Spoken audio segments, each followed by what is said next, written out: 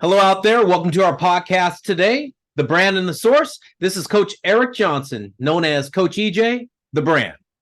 And this is Coach Aaron the Source, known as Coach Aaron the Source. Love it, man. Love it. Man, what's our topic today, Aaron? Talk to me, man. I just saw this article online from The Hill, and it's entitled Manchin and Tuberville Unveil Bill Making Sweeping Changes to College Sports. And apparently, these guys have a piece of legislation called the Protecting Athletes, Schools, and Sports Act. Okay. And I'll just kind of read you a little excerpt here from the article. But basically, it will require that collectives and boosters be affiliated with the college or school, prohibit inducements, and give the NCAA authority to prohibit certain NIL agreements, including those that would involve alcohol, drugs, or conflict with existing school and conference licenses. So, this is an opinion show. It sure is. And, this is the first article I've seen on this, and maybe I should read a few more, but just on face value, we'll talk about it. Okay. Be honest with you, you know me, I'm a cynic. I'm not a fan of the NCAA. I think this is just their way of, it's a power grab. They're trying to reassert the power that they lost through the last legislation that gave athletes the NIL. Okay. And well, I'll dissect a couple of points here in a minute, but that's what I think. Now, has the advent of NIL, gone a little Wild West? I think it did initially, but I think it started to settle down. I don't think it affects the number of athletes that everyone thought it was going to affect. Not every athlete is going to be able to make money off of their name, image, and likeness. Okay. Right. But I think, and again, if we talk a little politics, I'm not a fan of Manchin or Tuberville. Okay. I follow politics and not a fan of some of their antics. And I just think this is a way to, again, re-empower the NCAA. And I'd like to know who whispered in their ears that they felt this needed to be done. And again, I'll pull out a couple of excerpts that make me kind of feel that way. Because at first when I saw this, I was like, oh man, great. Okay, there's going to be some order. There could be some guidelines, you know, but from what they're proposing, I don't actually feel that way. And I've read this article a couple times now, just to make sure I was reading what I was reading. Right. But EJ, before we get into that, what are some of your initial thoughts? Not a fan of the NCAA, as you know, because it's the have versus the have-nots. You talk about, the portal, transfer portal, you talk about NILs, and you talk about all kinds of stuff. Now they want to regulate it. Right. But now we're regulating it? Mm-hmm. I mean, so who are you regulating? Are you regulating everybody, or are you regulating certain Power 5 conferences? What are we doing here? Because that's what you're doing. I mean, it's all about TV, money, and rights. Right. It's about money. This is what this is about. And we can't give these athletes money. Well, excuse me. You did. You opened up the can of worms. And anytime, Congress, what's Congress doing with amateur sports anyway? It's not a business, but it is. So basically what it's saying to me, Aaron, at this point is that they're trying to put a Band-Aid or a bigger tourniquet on a problem that is really going on beyond that. And that is, why did you change the rules when COVID happened? It starts there with me, and it's all about money. And NCAA and the Congress are all in it together. And I'm sorry, but why are you just regulating the bigger conferences? Well, everybody doesn't get money. What about the San Jose states out there? Right. They don't get any NIL money. I mean, I don't see guys like, hey, I want to go to San Jose State, but everybody's going, I want to go to LSU. Right. So, hey, Aaron, that's my opinion so far. But as we get into this podcast, we're gonna get down to the nitty gritty. Okay. Well, yeah, I'm just gonna kind of go through some of the excerpts, and then we can kind of talk about them, maybe point by point. But basically, you're saying the NCAA would also have the oversight over NIL activities and the authority to investigate them. Okay. I kind of have a problem with that because the NCAA is still too cozy with some of the bigger franchise organizations, or colleges.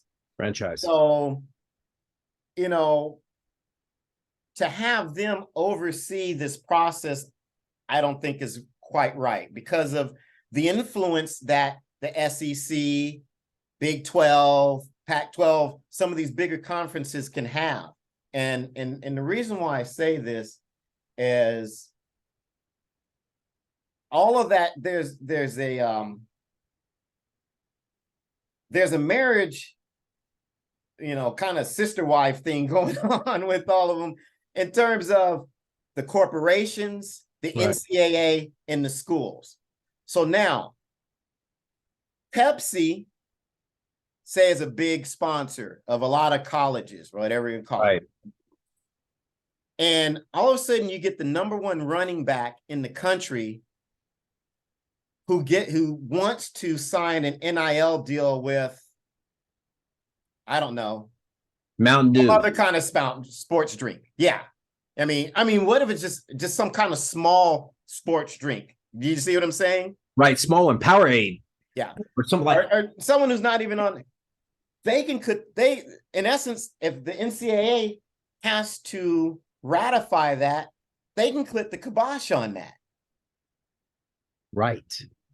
So now you have an atmosphere where these big corporations can kind of create a monopoly, which they already had before, but don't have now because they can lose athletes to any vendor. They can lose them to Uncle Bob's soda jerk, company. You know what I'm saying? True. So I don't really like that dynamic because of the influence that these corporations can have on the NCAA or on these institutions, because their marquee athletes are going with maybe some small startup. Right. I understand that. So that to me is what seems kind of sinister about this. Whose interests are they really protecting? Because the NCAA, oh, we're doing this for the good of the athlete. But in the end, kind of tell me a little bit more how you're going to do that. I think the better way to do this is to have a third-party entity, a commission, that will make these decisions, establish these guidelines. Do you know what I'm saying? I do know what you're saying. And handle this. But it should not be in the hands of the NCAA. Absolutely. Somebody who's a little bit further removed and can be more impartial. And you can make that commission up of current athletes, former athletes, coaches, current coaches, former coaches, corporate sponsors, boosters, administrators. Get them all at the table. But none that have any affiliations with any corporations or current affiliations with any corporations or schools. So now you can have an impartial body that has all of those entities involved, and everyone can speak to the issues for each different entity, and they can come to some reasonable rules and regulations and ways to proceed. Boy, is that kind of like a if we had a third party involved here, Aaron, is that like Major League Baseball and a luxury tax? If you make so much money, then you get fined and then you get in trouble. So where does that money go? Why don't we say, if we're talking about NIL money, why don't we talk about, okay, you get fined and the money gets put into this pot and it gets distributed evenly to all NCAA athletes? Hello, there it is right there. This is all about TV rights, sponsorships, and who has, how much stock do you have in that sponsorship to get this on TV in this conference? You're right, Aaron. I agree with you. There needs to be a third party in here, and we need to distribute the money to those institutions that need help. But hey, have versus the have-nots. I like your solution right there. I think third party, hello, let's get it started. Yeah. Another thing this piece of legislation would do, it'd make changes to the transfer portal, requiring athletes to complete their first 3 years of academic eligibility before being allowed to transfer without penalty, with a few exceptions, to another institution. Now, you can probably speak to this better than I can, but I don't know, isn't that kind of what we had before? I'm going to tell you this, and what they had before was fine, because now you had everybody in check. You had the coaches in check about recruiting illegally. I'm sorry, they did. That if you want to transfer to another school, you got to sit out a year. Simple as that, and then you can't like have these powerhouse schools like ruling everything. And then what happens to the mid majors? What happens to those D3 programs? The whole environment, and if I say college baseball, is all messed up from top to bottom because of you can just transfer anytime you want to, and it doesn't matter anymore. Now we got the wild, wild west out there at every level, and there's no rules or regulations. Get back to the old model. I'm sorry. You're trying to transfer. You need a coach's release. You got to be compliant, and you need to sit out a year. It's simple. It will stop all this stuff right away. And it'll stop all this recruiting. It will stop guys from jumping to a transfer portal. Hey, they're jumping. You got grad students playing baseball for a 5th and 6th year. Oh, yeah. What is going on here? Put in. You transfer, you sit out a year. I guarantee those players aren't playing anymore. I'm just going to go to grad school. I'm done playing. This is going to stop this issue they're having right now. But the route that they're on right now, it is the wild, wild west. And they're shooting. Yeah. No, I couldn't agree more. I think there needs to be something done that brings some stability, right? And some, I guess, reliability or probability to the track that these athletes are on, so that the athletes kind of know what's expected of them. The schools kind of can plan better because they know now, hey, what's on limits, what's off limits. Versus this kind of free agent, year-to-year free agency, That's what it is, Aaron. It really is that. And I don't think kids or college athletes really need to have that sort of latitude, because I see some wise choices, but I see a lot more unwise, emotionally based choices. Aaron, I have a question for you. Are we taking the amateur out? Your sound went out, EJ. Oh, okay. Oh, no, you there?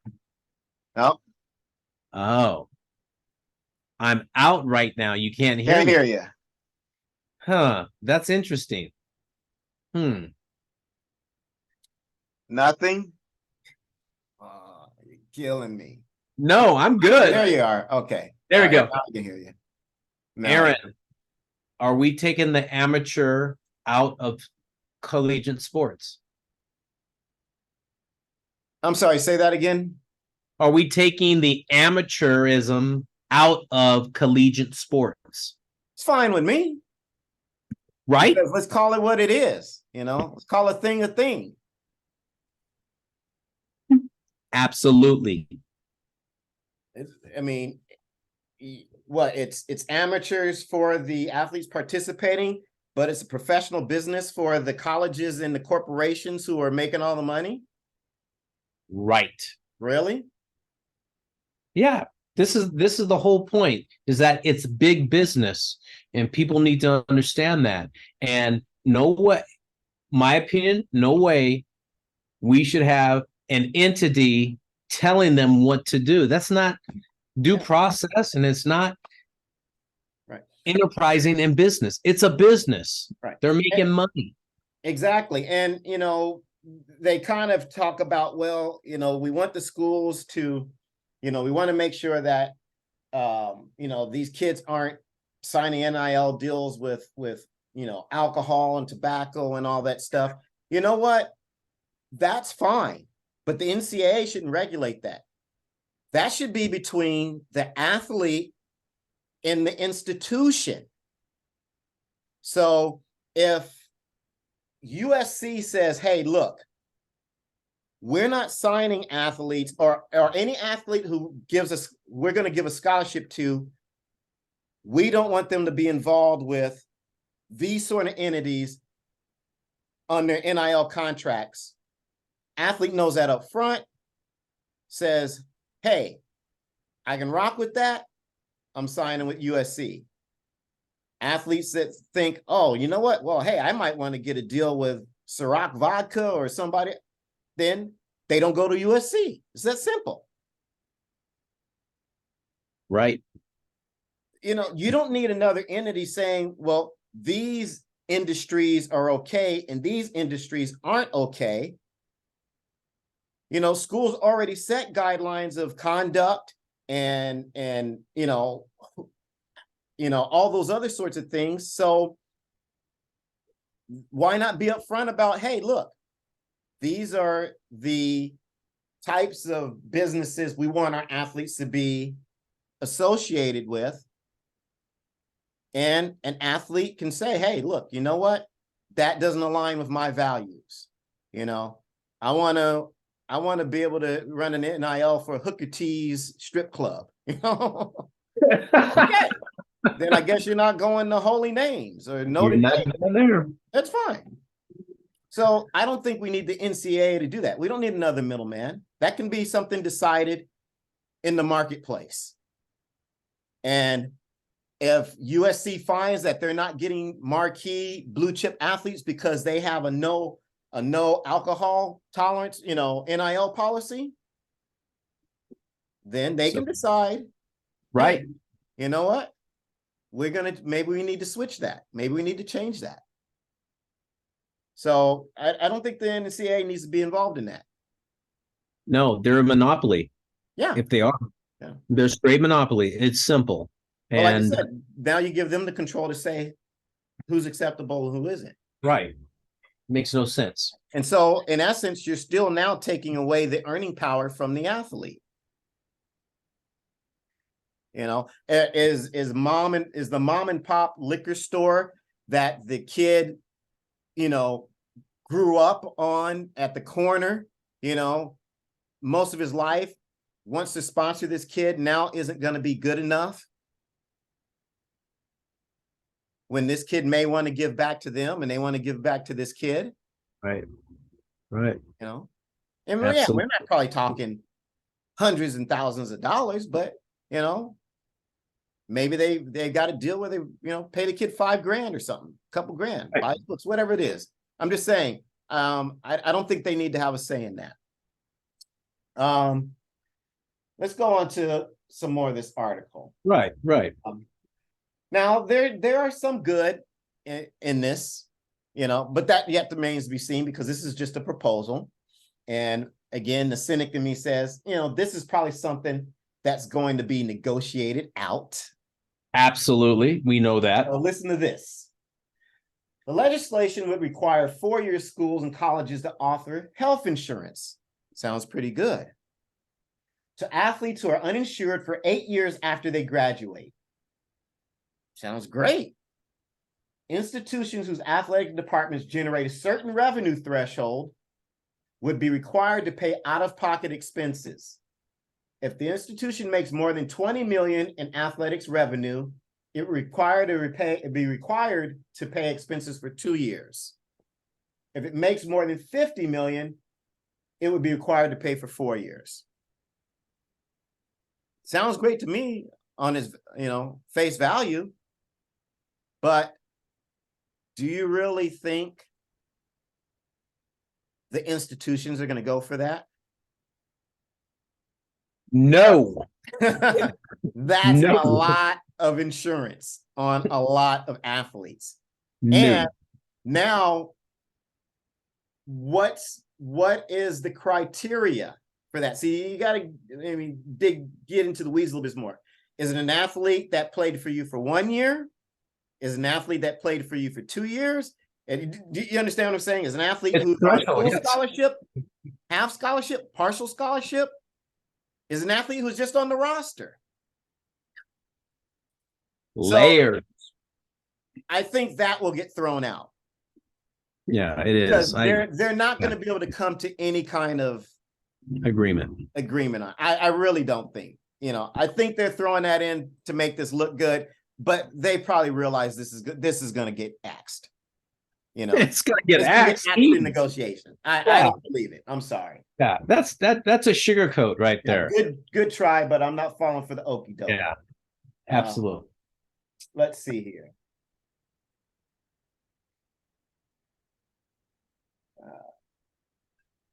Well, that's pretty much it in a nutshell. At least that's been outlined, in this article. As more comes out, we'll definitely bring that back out. But EJ, what else do you have for me on this? Well, I'm going to tell you, this is going to be an ongoing process. It's going to take 2 or 3 years for this to get figured out. It's not going to happen as fast as people think it is. It's going to stay in Congress. And you know what? They're going to negotiate, and this is not going to happen quickly.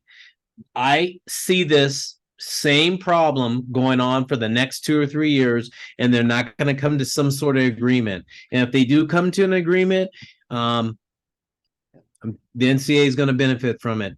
The student athlete is not going to benefit from it. They're going to make tons of money for their institution. The NCAA is going to have a say in that because they get a percentage of those TV right contracts. And anytime they make money and got that emblem that says NCAA, they're making money. And that's my take on that, Aaron. I think this is going to stay up this is not going to get done overnight. Look how long the transfer portal is going on. It's been 2 years. Well, this is a 3, 4, 5 year battle going down the road. So get your money, athletes. I think this is going to pass. I do. I think there's enough forces behind this that this can, maybe not in this exact format, but I would really urge athletes out there to organize against this and come up with their own measure, because otherwise you're going to get fed what they want to feed you. And it's going to be pro NCAA. It's going to be pro institution, not constitution, institution. Constitution. And it's going to be pro corporate. It is. And unless, like I said, they organize and come up with their own sort of legislation, I think this is going to get crammed down their throats. Again, maybe not this, but some version of it, and some of those rights that they've fought for are going to be reined back in. And my answer would be, again, third-party entity that hopefully is not as corruptible and not as influenced as some of the current entities that are controlling what's going on. Oh, so are you saying that athletes should go out and get some attorneys that are in this field of subject that could help them start a group or a organization that has the ability to preserve their rights as a person out there trying to do right by themselves and others by really free enterprise, as I say it. I'm gonna call free enterprise, Aaron. I'm gonna leave it at that. Here's a line out of the article that kind of said it all to me, and it really just rang an alarm. The pair of senators included statements praising the legislation from NCAA President Charlie Baker, the Big 12 Conference, the Southeastern Conference, and from presidents of universities to which they were connected. Connected, keyword. Okay, that says it all. And the reason why I say that is this. SEC, one of the biggest, highest profile conferences that is dealing with this. You know, and Big 12, same thing, you know, and so again, these guys don't want, and most of the marquee players are coming out of these markets. Let's be honest. Yes, they are. Most of your future professional athletes, especially if you're just looking at football, are coming out of these conferences. And a lot of corporate dollars, a lot of institutional dollars there at stake if these athletes that they get from some of these poorer neighborhoods, let's be frank, or neighborhoods, decide to write their own tickets with their own NIL deals, some ill-advised, some very advised, cuts into the profit margin and the power of these entities. Yes. I don't see the MEAC up there. I don't see the WAC. I don't see, you know, some of these smaller conferences being mentioned. I see two of the biggest, most influential sports conferences in the country. So that tells me it's about dollars. It's not about freedom. It's not about the, you know, what's in the best interest of the athlete. I don't see any athletic organizations being mentioned touting this. Zero. So anyway, just an opinion show, folks. But we'd love to hear yours. So pick us up on YouTube. Tell us what you think. You guys probably have some better ideas than I do. And let's throw them around. Let's talk about this again as it, you know, as it evolves. But, you know, this is kind of that. This is our first go around on this topic in terms of its recent developments. Maybe this thing doesn't get any traction. Maybe it does. I don't know. But with the two that are introducing it, not a big fan. No. It's going to be part 2, part 3, part 4. I'm going to let you know, Aaron. There's going to be more on this, man. I love it. All right, sports fans out there. Thanks for listening to our podcast today. This is Coach EJ, the brand. And Coach Aaron, the source. Nos vemos. See you later. Very good.